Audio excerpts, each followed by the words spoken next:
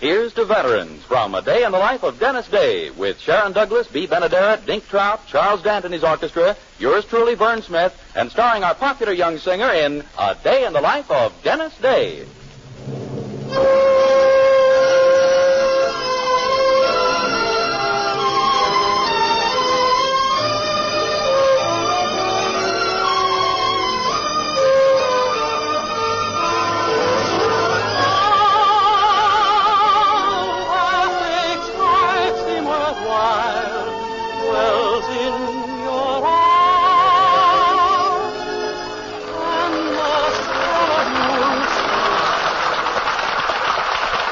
Here's to Veterans, a fast-moving quarter hour of entertainment and helpful information brought to you transcribed by the top-flight talent of radio in cooperation with the Veterans Administration.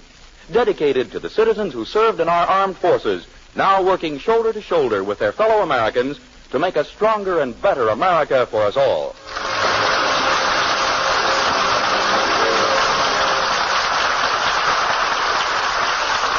Before we join the trials and tribulations of Dennis Day, I'd like to tell you a true story about a guy named Joe. For Joe, the war ended in the mountains of Italy. He was severely wounded in the face and body and totally blinded. The Veterans Administration came to Joe's help with medical care and vocational training. Plastic surgery and artificial aids played their part. VA experts taught Joe how to detect nearby objects by feeling slight changes in sound and air pressure. Finally, he walked out of a VA hospital under his own power. Before the war, he'd had a little experience in raising chickens. So, under Public Law 16, Joe took training. The VA guaranteed loan got him a home, an acre of land, a brooder house, and now he raises and markets his own chickens. He puts out feed, cleans troughs, does the chores, and gets along in fine shape, even without a cane. Yes, thanks to the benefits provided by Congress, Joe is now a useful working citizen in his home community. Remember, veterans, every step of the way, Joe asked for and received information, advice, and help from the VA, starting with top-notch medical care and ending in self-reliant citizenship.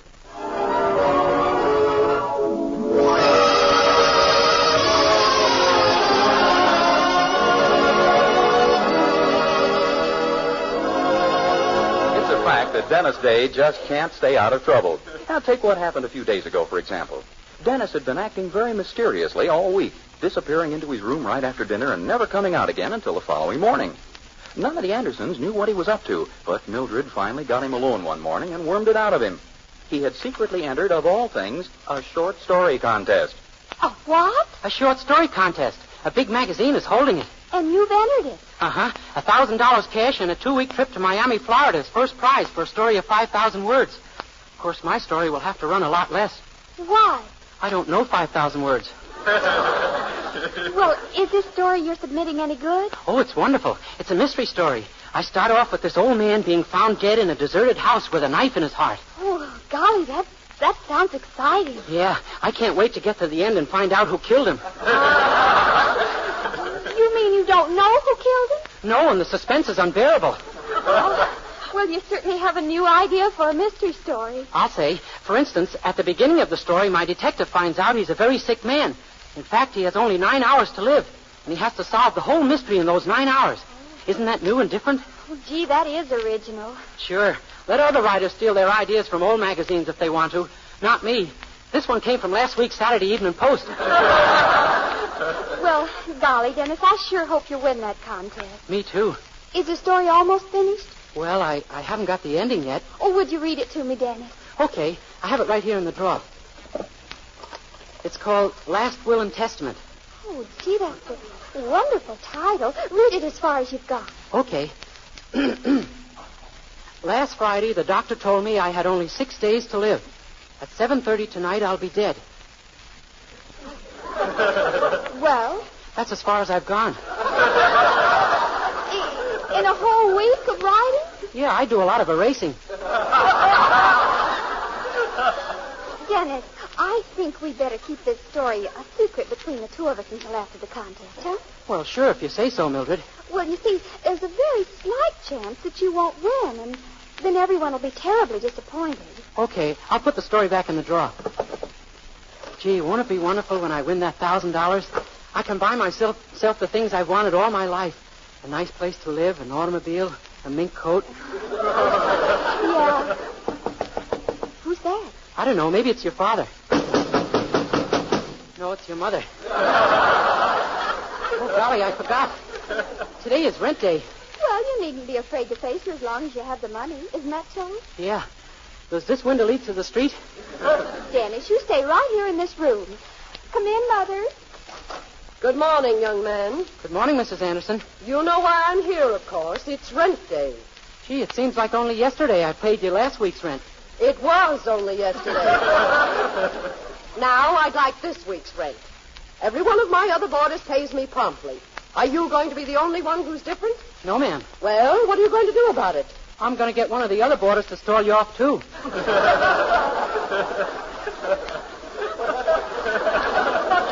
Young man, I'm running a boarding house, not a charitable institution. Now, this is fair warning. Either I get my rent or out you go.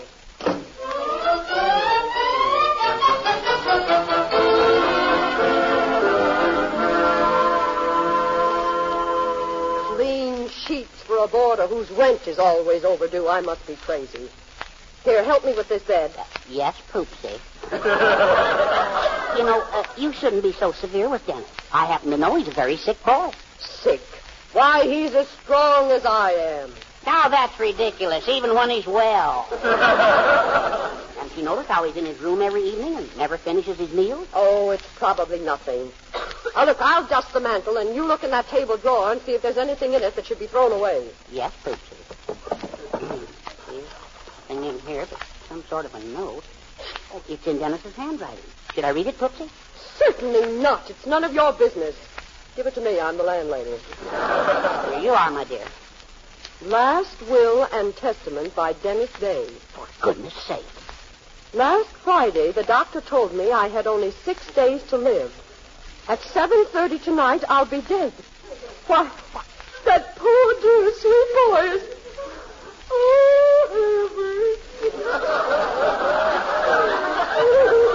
Darling, tonight at 7:30.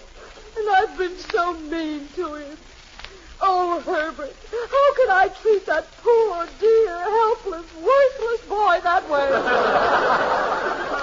He has just about 9 hours left.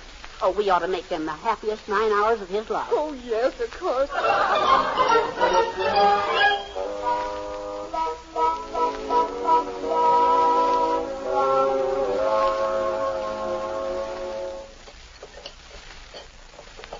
Now, let's be calm. When he and Mildred comes down, we'll pretend it's just an ordinary dinner like any other. Very well, my dear. I've never seen anyone so brave. To look at him, you'd never dream that it's 7:30. It's 7:25 now. He'd better hurry if he wants any dinner.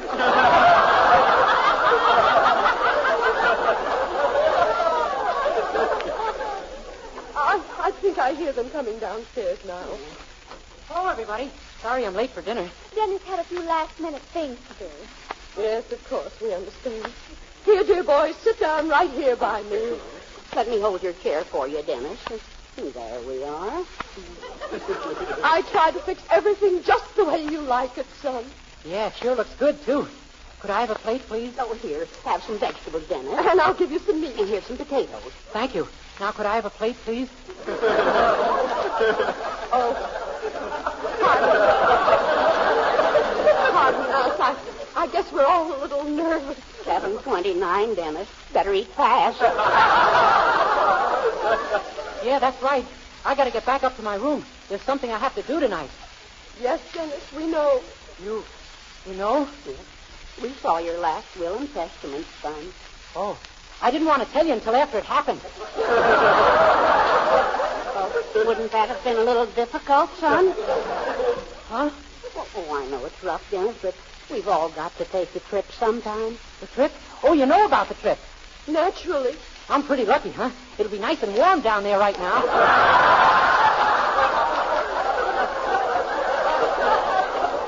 You're sure you're going in that direction? Oh, sure. Oh, Dennis will love it down there, Daddy. Mildred. Oh, I will, Mrs. Anderson. Of course, it's a little crowded, but I'm sure they can make room for me. It'll be good for him. He'll get a wonderful tan.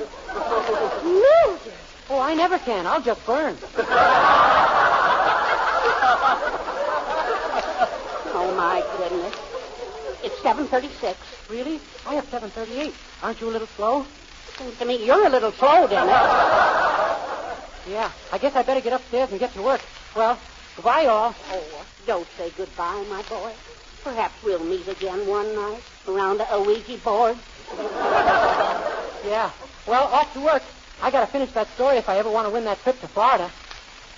Story? What story? What are you talking about? I thought you knew. My story. Last will and testament. You mean you're not going to die tonight? Die? Me? Of course I'm not going to die tonight. That's the lowest trick I ever heard of. But I don't understand. What... Yes, what is all this anyway? Well, don't you see? When we read your story, we thought tonight was to be your last night on Earth. Oh, gosh, no. I wouldn't say that. Mrs. Anderson. Wait, please. Mrs. Anderson, keep away from me. What's this? Mother! Come here, you! Mrs. Anderson, please. No, no, no!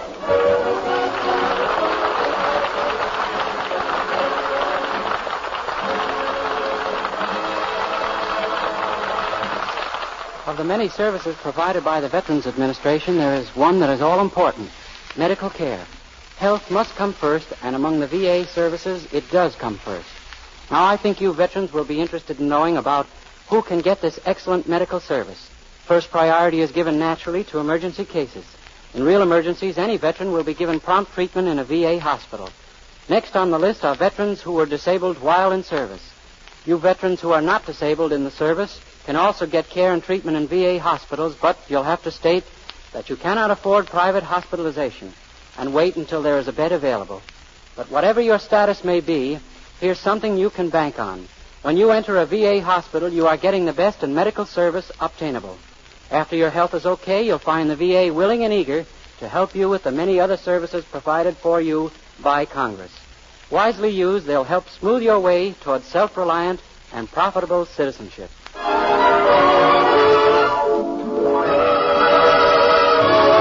That's the Here's the Veterans tribute from Dennis Day with Sharon Douglas, B. Benaderet, and Dink Trout, who, with their sponsors and the American Federation of Musicians, the American Federation of Radio Artists, the Advertising Council, and this station, have donated their services and time to the Veterans Administration as a public service. Tune in again for another star-studded Here's the Veterans show. And veterans, for advice and help with your insurance, education, loans, medical care, and other benefits, write or visit your nearest Veterans Administration office. Remember, a well-adjusted veteran means a happier and more prosperous America. This is Vern Smith speaking. And now a word from your local announcer.